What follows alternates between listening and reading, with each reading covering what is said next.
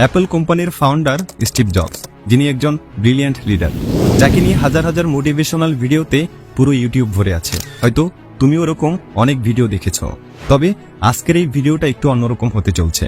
আচ্ছা, যদি এরকম হয় যে স্টিভ জবস তার 50 বছরের জীবনে যা যা শিখেছেন তা যদি আমি তোমাকে মাত্র 15 মিনিটে শিখিয়ে দেই, তাহলে বিষয়টা কেমন হবে? উত্তরে হয়তো বলবে, হ্যাঁ ভালোই তো। আসলে আজ সেটাই হতে চলছে। 2005 সালে স্ট্যানফোর্ড ইউনিভার্সিটিতে স্টিভ জবস একটি স্পিচ দিয়েছিলেন, আর এতে তিনি তার জীবনের সবচেয়ে বড় লার্নিংকে মাত্র 15 মিনিটে বলেছিলেন, আর সেটা 3টি গল্পের মধ্য দিয়ে। এখন যদি আমি তোমাদেরকে জিজ্ঞেস করি যে স্টিভ জবসের সেই স্ট্যানফোর্ড কমেন্সমেন্ট স্পিচটা তুমি কি শুনেছিলে, কয়েকজন বাদে বেশিরভাগ মানুষ হয়তো বলবে যে না, আমি শুনিনি। আর এই না শোনার একটা বিশেষ কারণ হতে পারে সেই স্পিচটা ইংলিশে ছিল। বড় বড় মোটিভেশনাল স্পিকাররা এই স্পিচটাকে হাইলি রেকমেন্ড করেছেন সবার জন্য। জীবনে একবার হলেও যে স্পিচটা প্রতিটি মানুষের শোনা উচিত। বাট শুধু ল্যাঙ্গুয়েজ ব্যারিয়ারের জন্য ওয়ার্ল্ডের সবচেয়ে সেরা স্পিচটা, পৃথিবীর সেরা অনুপ্রেরণামূলক বক্তব্যটা তুমি শুনতে পারবে না, তা তো হতে পারে না। তাহলে আজ কথা সব স্টিভ জবসের। আমি শুধু ভয়েস দিয়ে বাংলায় আর অনেক সহজ ভাষার ব্যবহার করে সেই বক্তব্যটা তোমাদের শোনাচ্ছি, যাতে তুমি বলতে পারো যে হ্যাঁ, সেই পৃথিবী বিখ্যাত ভাষণটা আমি শুনেছিলাম। তাহলে কিছু সময়ের জন্য মনের সব চিন্তার বাইরের কোলাহল থেকে নিজেকে একটু মুক্ত করে নাও। তুমি আজ সেটাই শুনতে চলছো যার মাধ্যমে তোমার পুরো জীবনটা পরিবর্তন হয়ে যেতে পারে। চলো তাহলে শুরু করা যাক। পৃথিবীর অন্যতম শ্রেষ্ঠ বিশ্ববিদ্যালয়ে তোমাদের সমাবর্তন অনুষ্ঠানে আসতে পেরে আমি খুবই সম্মানিত বোধ করছি। সত্যি বলতে কি, আমি কখনো কোনো বিশ্ববিদ্যালয় থেকে পাশ করিনি, আর আজকেই আমি কোনো বিশ্ববিদ্যালয়ের সমাবর্তন অনুষ্ঠান সবচেয়ে কাছ থেকে দেখছি। আজ আমি তোমাদের আমার জীবনের 3টি গল্প শোনাতে চাই। আহামরি কিছু না, শুধু 3টি গল্প। প্রথম গল্পটি হচ্ছে জীবনটাকে এক সুতোয় বাঁধা নিয়ে। রিড বিশ্ববিদ্যালয়ে ভর্তির 6 মাসের মাথায় আমি পড়ালেখা ছেড়ে দিই। অবশ্য বিশ্ববিদ্যালয় পুরোপুরি ছেড়ে যাওয়ার আগে প্রায় বছর দেড়েক আমি সেখানে ছিলাম। আমি কেন পড়ালেখা ছেড়েছিলাম?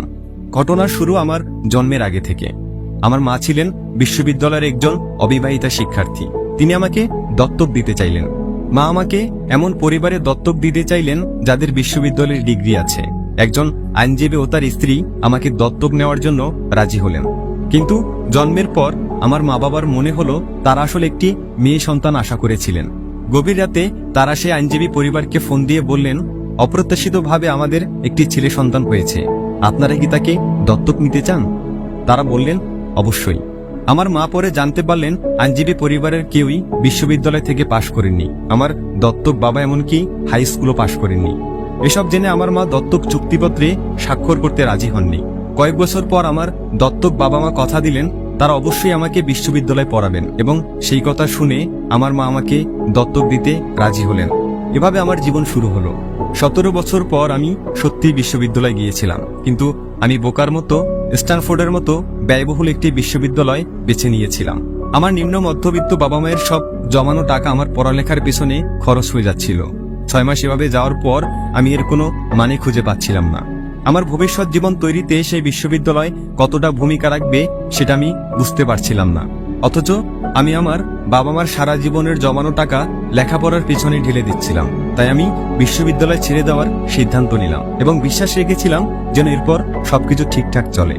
সে সময়ের প্রেক্ষিতে সিদ্ধান্তটা ভয়াবহ মনে হলেও এখন বুঝতে পারি সেটা ছিল আমার জীবনের অন্যতম সেরা সিদ্ধান্ত। পড়ালেখা বন্ধ করে দেওয়ার পরে আমি সহজেই বিরক্তিকর সব ক্লাস থেকে মুক্তি পেলাম এবং তারপর আমার পছন্দের ক্লাসগুলোতে ভর্তি হতে শুরু করলাম। তখনকার সব ঘটনাই খুব রোমান্টিক ছিল না। আমার নিজের কোনো থাকার জায়গা ছিল না, তাই আমি আমার বন্ধুদের রুমের মেঝেতে ঘুমাতাম।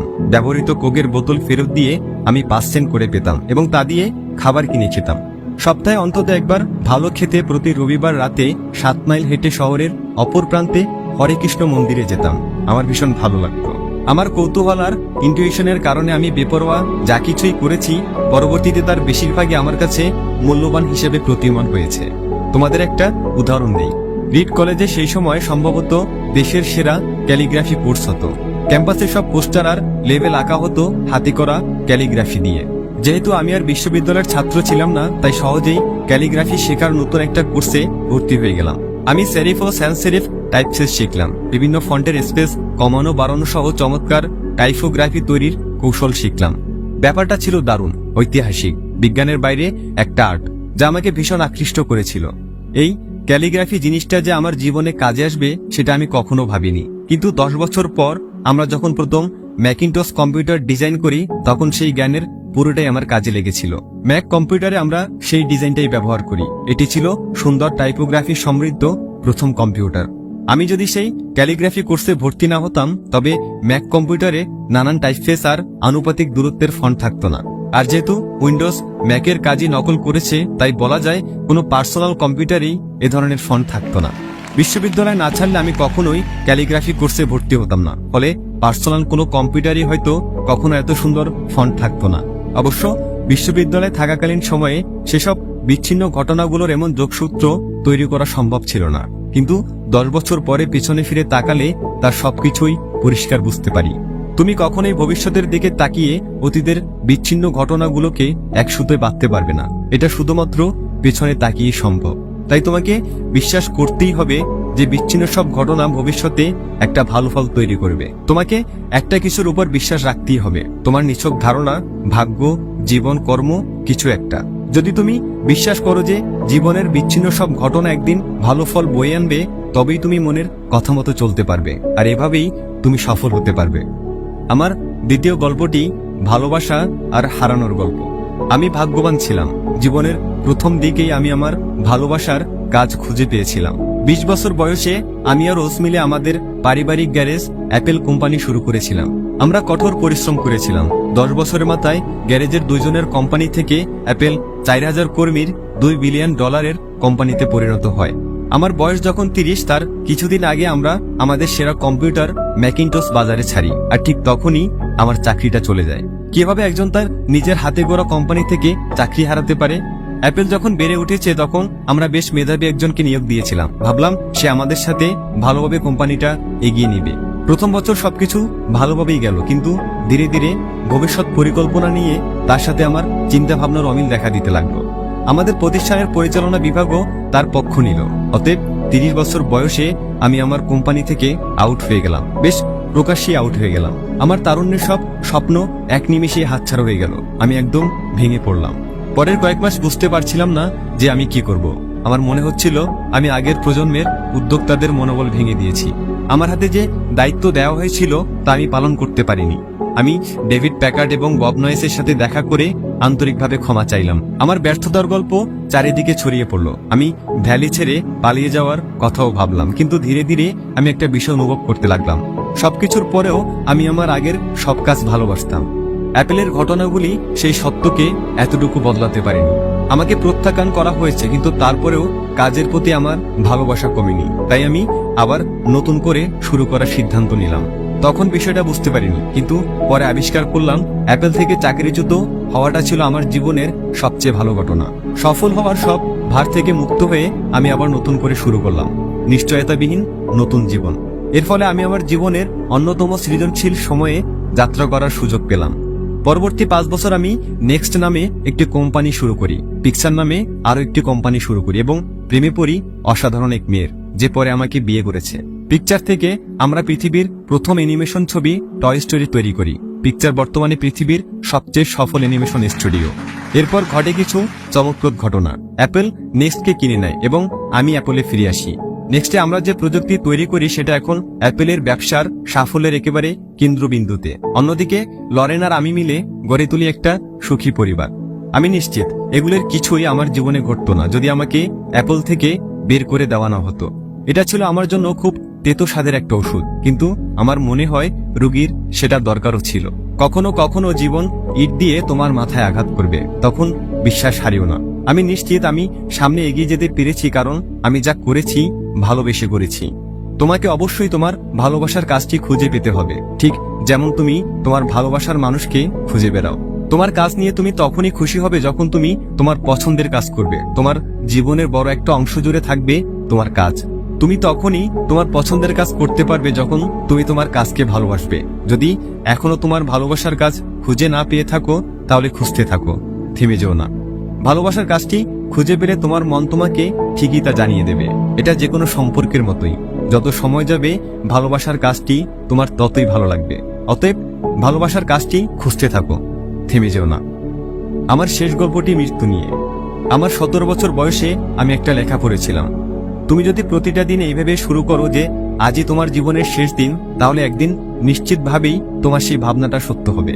সেই কথাটা আমার মনে গভীর প্রভাব ফেলেছে। সেই থেকে গত 33 বছর আমি প্রতিদিন সকালে আয়নার সামনে দাঁড়িয়ে নিজেকে জিজ্ঞাসা করেছি, আজ যদি আমার জীবনের শেষ দিন হতো তাহলে আমি কি তাই করতাম যা আমি আজ করতে যাচ্ছি।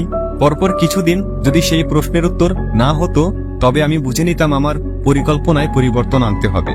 আমি শীঘ্রই মরে যাব, এই ভাবনাটি জীবনে আমাকে বড় বড় সব সিদ্ধান্ত নিতে সবচেয়ে বেশি সাহায্য করেছে। কারণ সবকিছু, সকল আশা, প্রত্যাশা, গর্ব, ব্যর্থতার ভয় বা লজ্জা সবকিছু মৃত্যুর মুখে ম্লান হয়ে যায়। টিকে থাকে শুধুমাত্র সত্যিকারের গুরুত্বপূর্ণ জিনিসগুলো। আমি জানি কোনো কিছু হারানোর ভয় মন থেকে দূর করার সবচেয়ে ভালো উপায় হচ্ছে এটা মনে করা যে তুমি একদিন মরে যাবে। তুমি আসলে সবকিছু হারিয়েই বসে আছো, তাই তোমার মন যা চায় তা না করার কোনো কারণই থাকতে পারে না। প্রায় বছরখানেক আগে আমার ক্যান্সার ধরা পড়ে। একদিন সকাল 7:30টায় আমার একটা স্ক্যান হয়, তাতে স্পষ্টভাবে আমার প্যানিক্রিয়াসে একটা টিউমার দেখা যায়। আমি তখনও জানতাম না প্যানিক্রিয়াস জিনিসটাই বা কি। ডাক্তাররা আমাকে বলে দিলেন যে এটা এমন একটা ক্যান্সার যার কোনো চিকিৎসা নেই এবং আমি আর বড় জোর 3 থেকে 6 মাস বাঁচব। তারা আমাকে বাসায় ফিরে গিয়ে সবকিছু গুছিয়ে ফেলতে বললেন। সোজা কথায় ডাক্তাররা আমাকে মৃত্যুর জন্য প্রস্তুত হতে বললেন। এর মানে হচ্ছে তুমি তোমার সন্তানদের আগামী 10 বছরে যা যা বলবে বলে ঠিক করেছো তা আগামী কয়েক মাসের মধ্যেই বলে ফেলতে হবে। এর মানে হচ্ছে সবকিছু গোছগাছ করে রাখো যাতে তোমার পরিবারের জন্য ব্যাপারটি যথাসম্ভব কম বেদনাদায়ক হয়। এর মানে হচ্ছে সবার থেকে বিদায় নিয়ে নেওয়া। সেদিন সারাটা দিন আমার ডায়াগনোসিস হলো। সন্ধ্যায় আমার একটা বায়োপসি হলো। তারা আমার গলার ভিতর দিয়ে একটা অ্যান্ডোস্কোপ নামিয়ে দিল। সেটা আমার পেটের ভিতর দিয়ে ইন্টেস্টাইনের ভেতর দিয়ে গিয়ে প্যানিক্রিয়াসের সুই ঢুকিয়ে সেই টিউমার থেকে কিছু কোষ নিয়ে এলো। আমি অজ্ঞান হয়েছিলাম, তাই আমি কিছুই দেখিনি। কিন্তু আমার স্ত্রী পরে আমাকে বলেছিল ডাক্তাররা এন্ডোস্কোপি থেকে পাওয়া কোষগুলি মাইক্রোস্কোপে পরীক্ষা করার পর কান্না শুরু করেছিল। কারণ যে ধরনের প্যানিক্রিয়াটিক ক্যান্সার হয়েছিল সেটা আসলে সার্জারির মাধ্যমে চিকিৎসা সম্ভব। এরপর আমার সার্জারি হলো এবং এখন আমি ভালো আছি। এটাই আমার মৃত্যুর সবচেয়ে কাছাকাছি যাওয়া। আমি আশা করি আরো কয়েক দশকের জন্য আমাকে যেন মৃত্যুর কাছাকাছি আর যেতে না হয়। মৃত্যু আগে আমার কাছে শুধুই ভাবনার পর্যায়ে ছিল, কিন্তু ভয়াবহ সে অভিজ্ঞতার পরে এখন মৃত্যুর সম্পর্কে আগের চেয়ে অনেকটা নিশ্চিতভাবেই কিছু কথা তোমাদের জানাতে পারি। আসলে কেউই মরে যেতে চায় না, এমনকি যারা স্বর্গে যেতে চান তারাও সেখানে যাওয়ার জন্য মরতে চান না। কিন্তু তারপরে মৃত্যুই আমাদের সবার চূড়ান্ত গন্তব্য। মৃত্যু থেকে কেউই পালাতে পারেনি এবং সেটাই হওয়া উচিত। কারণ মৃত্যুই সম্ভবত জীবনের সবচেয়ে বড় আবিষ্কার। এটা জীবনটাকে বদলে দেওয়ার এজেন্ট। মৃত্যু পুরনোকে ধুয়ে মুছে নতুনের জন্য জায়গা করে দেয়, আর এই মুহূর্তে তোমরাই সেই নতুন। কিন্তু ধীরে ধীরে বয়স বাড়ার সাথে সাথে তোমরাও ধুয়ে মুছে যাবে। সেদিন খুব দূরে নয়। এতটা নাটকীয়ভাবে বলার জন্য দুঃখিত, কিন্তু এটাই পরম সত্য। তোমাদের সময় সীমিত, তাই অন্য কারো জীবনযাপন করে সময় নষ্ট করো না। অন্যের চিন্তাভাবনার ফলে যে বিশ্বাস জন্ম নেয়, সেই বিশ্বাসের ফাঁদে পড়ে নিজের জীবনটা চালিও না। অন্যের মতামতের কোলাহলে নিজের মনের কথাগুলোকে চাপা দিও না। সবচেয়ে বড় কথা, সাহসী হও, যেন নিজের মনের কথা মতো চলতে পারো। শুধুমাত্র তোমার মনই জানে তুমি আসলে কি হতে চাও, বাকি আর সবই মৌন। আমি যখন তরুণ ছিলাম তখন একটা পত্রিকা বের হতো যার নাম ছিল দ্য হোল আর্থ ক্যাটালগ। পত্রিকাটি আমাদের প্রজন্মের কাছে পবিত্র গ্রন্থের মতো ছিল। সেটা বের করেছিলেন স্টুয়ার্ট ব্রান নামে একজন ভদ্রলোক, যিনি মেরল পার্কের কাছে থাকতেন। তিনি তার কাব্যময়তা দিয়ে পত্রিকাটি জীবন্ত করে তুলেছিলেন। এটা ছিল 60-এর দশকের শেষ দিকের কথা। কম্পিউটার এবং ডেস্কটপ পাবলিশিং তখনও শুরু হয়নি, তাই পত্রিকাটি টাইপরাইটার, কাঁচি, পোলারয়েড ক্যামেরা এসব দিয়ে তৈরি হয়েছিল। পত্রিকাটি ছিল কাগজের মোড়কে বাঁধা গুগলের মতো। আদর্শগত বহু তথ্য ও চমৎকার ধারণায় সমৃদ্ধ পত্রিকাটি গুগলের 35 বছর আগে প্রকাশিত হয়েছিল। স্টুয়ার্ট তার দলবল নিয়ে দ্য হোল আর্থ ক্যাটালগের অনেকগুলি সংখ্যা বের করেছিলেন। পত্রিকাটি প্রকাশনা শেষ হয় একটা সমাপ্তি সংখ্যা দিয়ে। এটা ছিল 70-এর দশকের মাঝামাঝি সময়ের কথা। আমার তখন তোমাদের মতো বয়স। পত্রিকাটির সমাপ্তির সংখ্যায় পেছনের মোড়কে ভোরের গ্রামের পথের একটা ছবি ছিল। তোমাদের মধ্যে যারা অ্যাডভেঞ্চার প্রিয় তারা হয়তো তেমন গ্রামের পথে বেড়াতে যেতে পারো। ছবিটার নিচে লেখা ছিল, ক্ষুধার্ত থেকো, বোকা থেকো। বিদায়ের সময় এটাই ছিল তাদের শেষ মেসেজ, ক্ষুধার্ত থেকো, বোকা থেকো। আমি আমার জন্য আজীবন এটাই প্রার্থনা করেছি। আর আজ গ্র্যাজুয়েশন শেষে তোমাদের নতুন জীবন শুরুর মুহূর্তে আমি সেই প্রার্থনাই তোমাদের জন্য করছি, ক্ষুধার্ত থেকো, বোকা থেকো। সবাইকে অনেক ধন্যবাদ।